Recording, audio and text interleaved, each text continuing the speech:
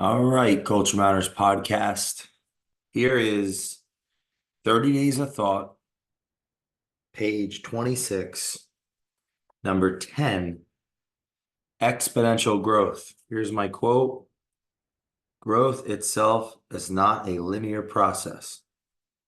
It may not happen today, and it may not happen tomorrow, but all great fears are worth striving for. The dividend with an unequaled return on investment is growth. Most would never think to try, and few will seek out and find. Only our hidden garden is our potential. And as we water it every day, expecting a result, we only create disappointment over ourselves. Our personal growth takes a lot of time, our whole entire life, as we are always growing. Just as we want to give up and quit, we must view ourselves and what we are fighting for. The treasures of our heart lie in wisdom. A seed of hope and understanding waits to blossom until the spring.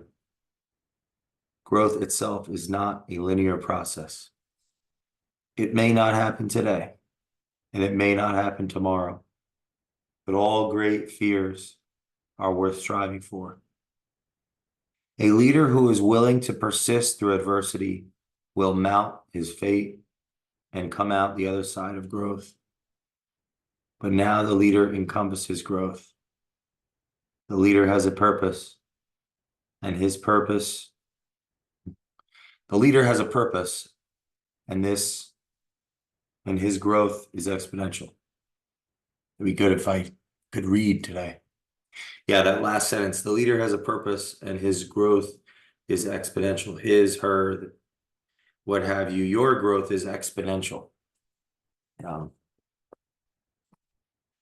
It was this week, or actually a couple days ago. Yeah, a couple days ago, I found out that the Culture Matters podcast is in the 1% of all podcasts as far as the amount of downloads. So in all the podcasts that exist, we did it, everybody. We're in the 1% of downloads. This show has been listened to enough to where we'd be considered more listened to than 99% of podcasts. I bring that up because the show's about 5 years old, and I was asked by an advisor, one of our advisors, a friend of the show, actually, Gary Nash. Shout out to Gary, been on the show before, what the listenership was, or, how do we rank, or how do we fare? And I didn't have an answer. First, it's an inspiration, the power of questions can lead you to think like, I wonder what that means or what that is. Let's go figure that out. And we found out that we are in the 1%. And so why did I not know that? I believe because my focus has been on the guest.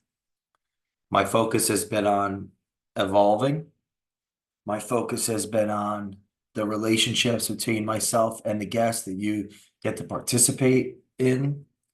The focus hasn't been on the 1% of podcasts, at least explicitly or as a externalized goal. The drive has come from something even deeper. The purpose of the podcast, to uncover the genius of our guests with the goal to make you, the listener, your curiosity cool. And that purpose, to uncover the genius of our guests, is attached to my own purpose, to uncover my own gifts and talents, genius, as it relates to working with people, working with companies around their culture, working with leaders in the cultures, those at the helm of the cultures. It's been about growth. To not know that we've actually had that rank for a while because of the amount of downloads. We've had it for a while. So finding it out way later, Mike Husson mentioned on the show, that's because you're playing your own, you're running your own race, Jay. So my question to you all listening, are you running your own race? Now I have peeked my head up, looked around, studied the top 200 business entrepreneurship podcasts, look for some to try to find commonalities. What are they doing right? What do I think I could do better? What can we do better for you to make this a higher quality experience and to rise the ranks, to compete? It's now it's like, all right, what else can I learn to compete at a higher level? And that's partly inspiration behind putting out more. As a podcast consumer, I loathe when there's episodes, when I've gone through all the episodes and they take a long time to release new ones. I loathe it. So I want to serve you, if you're like me, listening to every episode. I want to keep up to your pace. If there's more episodes that you can listen to, good.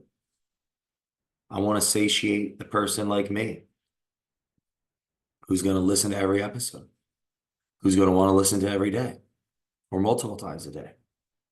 So to do that, I've got to have new guests, regular guests, quality guests. I've got to prepare. I've got to test my ability to listen and think and inquire and bring forth best content, quality from our guest. I've got to grow. That's the theme of this excerpt in 30 Days of Thought, which is a book and really a process of growth, reading to think, writing to develop, listening to hear as unsaid, speaking to let go. I'm a student of the book, of the process, just like you. So the beginning starts out, the dividend with an unequaled return on investment is growth.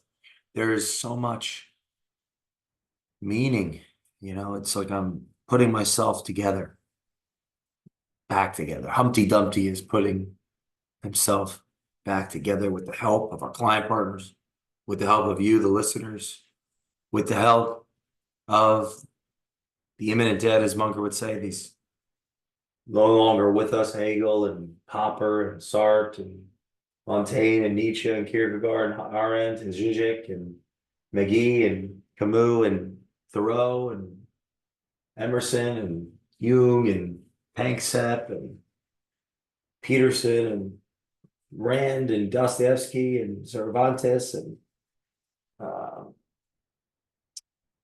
Heller and Steinbeck, and I don't know them all off the top of my head. It's Tolstoy, I got Mises over here, and Buffett, and Munger, and Grant, and what's over there? Even Marx, and it's no laughing matter. That guy influenced the world for sure. So the eminent dead to Adam Smith's right in front of me. Klarman and James Joyce. Haven't read all of them. And then the writing letters to the people in my life that I care about. Hopefully writing letters to you if you have a connection with me and we have a relationship. This shirt, even, I looked at it, the relationship I have with Brad. What a gift. What a gift to grow through conversation, conflicts, disagreements, observation. What's a role model? Someone that represents, to me, demonstrates values you and outcomes you admire, could see yourself embodied. What's a mentor? I think, as Abraham Lincoln said, someone I learn from everyone I meet. Usually it's what not to do. I think it could be a pessimistic or there could be a shadow to the mentor as well as a light. Could have mentors we seek counsel from because they don't just challenge us.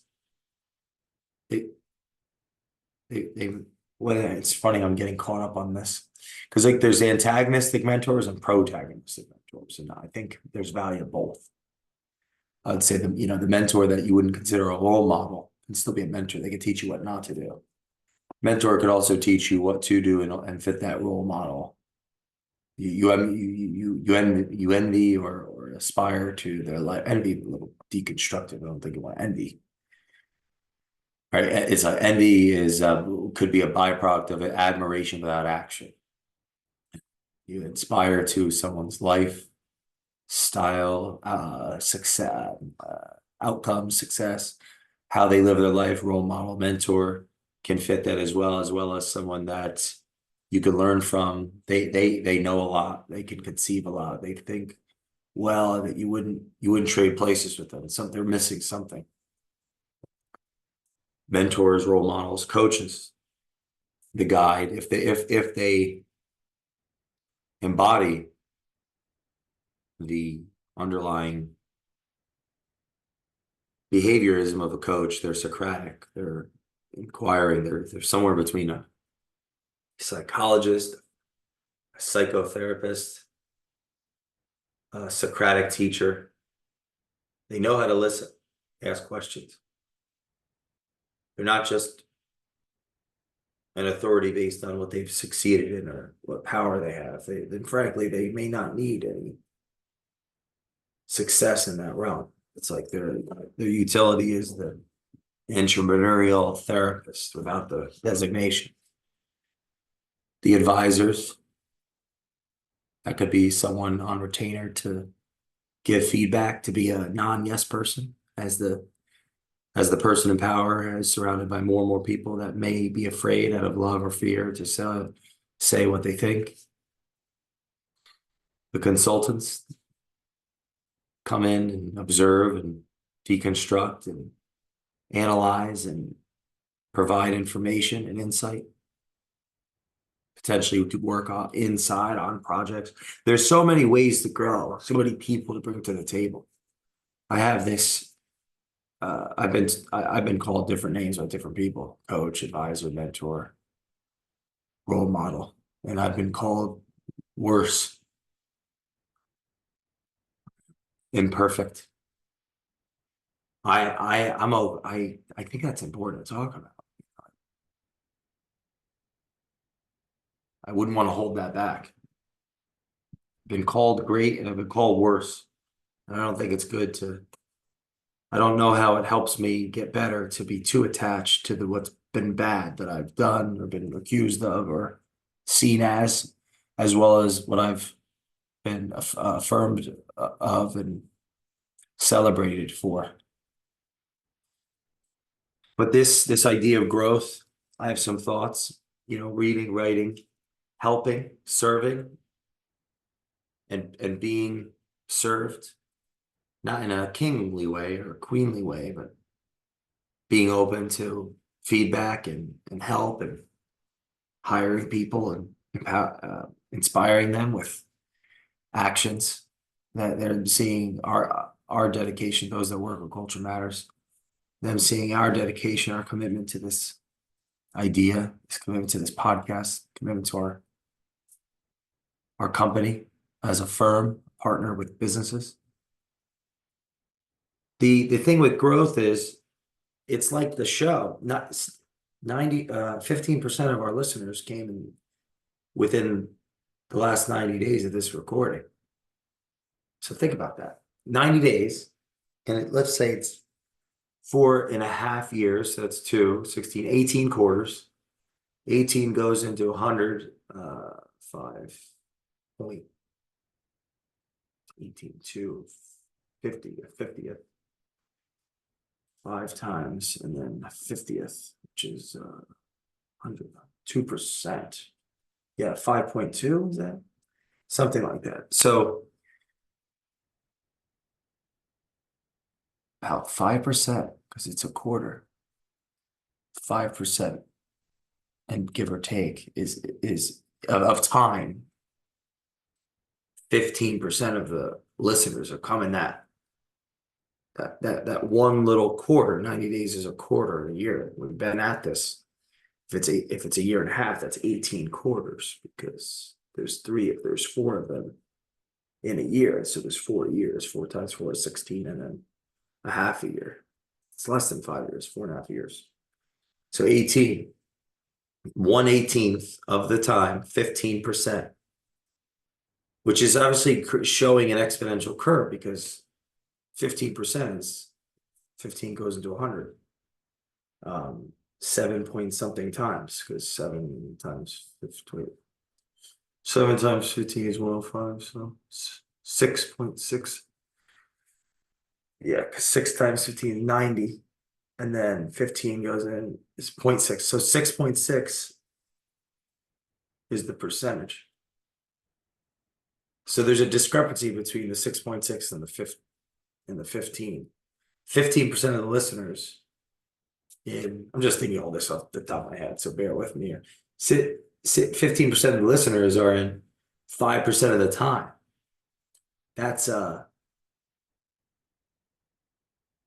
lot all happening now. I wonder how much more. It's like 4 years goes by, nothing happens. When I say nothing, it's not, I mean, there's been listeners, but it slowly creeps. Maybe it grows a little and then it kind of moves and then it stays. If you're looking at this in the video, there's clearly exponential growth happening, I guess is the point. Exponential growth. It's nothing and then a lot. So what would be the reason to do 268 interviews in 2023? Exponential growth. What would be the reason to, and it's 268 interviews and monologues. It was way more conversations. An interview is a blanket term. It was more, conversational. There's more conversations than ever. I'm opening up more. There's more, there's a lot of interviews. In the first week of 2024, the goal was of 2024 to record 400 episodes, and I had a goal within that goal to record 40 monologues and interviews and conversations within the first 10 days. And I believe that was hit, which would be just about double of everything that was reported in 2022, which shows how easy it is to miss out on the opportunity because not enough work. There's plenty of excuses. We had an unbelievable growth of the business of our lives in 2020, 2021, 2022, 2023 just continued. The 2023 continued because we pushed. 2022 was a foreshadow that 23 would be tough, and wasn't. That the outcome was not tough and rough because we pushed. We worked like we were winning at every level when we weren't. When we were not as good as 21 and 22. And so 25, 6, 7, 8 will be unbelievable. I'm going to watch this then and say, wow, that was vision. So here we go at the bottom. Elite, and on that point, got away from, I was not as responsible as I could have been with the podcast in 2022. So I apologize. And I worked to make it up in 2023 and 2024. And 2025 will be the same. To the point where in 1 week, more podcasts were recorded than the entire year of 2022, because I believe it was in the 20s. And the record is 12 in a day. All this has to do with growth, though. What way can you push yourself? Can you collect mentors, advisors, role models, read, write, pursue this process? It's an inner and an outer battle. It's not just an inner battle. It's not just an outer battle. It's both, and the order matters. And the order changes. Like if I started the show running my own race, and now I am curious, where do we stand? Because I've had my head down working for years. I do want to know what's out there. All right. And we can argue it's important. We need to argue what order is the order. But a leader who is willing to persist through adversity will mount his fate. A leader who is willing to persist through adversity will mount his fate and come out the other side of growth. It's up and down, up and down, up and down, up and down, up and down psychologically, even if it's just flatlined with the outcome. The outcome might be flatline for a long, many years, many months, many years, many months. But the emotionality of it may be up and down, up and down, up and down, up and down, volatile. And then so you want to quit, but you have to keep going. And that's what helps the volatility of emotion and psychology are the books and the men and the friends and how we work with our enemies and our competitors and our writing of 30 days of thought is supposed to help you stay on task by growing, by developing more awareness and becoming more responsible, able to contend with the conflicts of life. So those around us, that information we search, the content of what we know, what we understand, what we can put into action helps us with the volatility of our emotions relative to things not working out in the externality. But we won't see the outcome. There's a straight line of the outcome, the results for a long time, most likely. Whether that's a sales process, having a follow-up until someone gives you permission to serve them. Whether that's a show like this, doing hundreds of episodes and eventually realizing you're in the 1%, whether that's a business that doesn't make any money for the first few years, and then you become a millionaire overnight, or it appears overnight. Exponential growth. We're in it, my friends, and I'm excited for the next episode. Read your thoughts here on 30 Days of Thought. Read the thoughts for your thoughts. It's your 30 Days of Thought. Write to develop. Listen to hear what is unsaid. Speak to let go. Don't underestimate what you're capable of. You stick with something. And I'll see you on the next one. I got a podcast to record.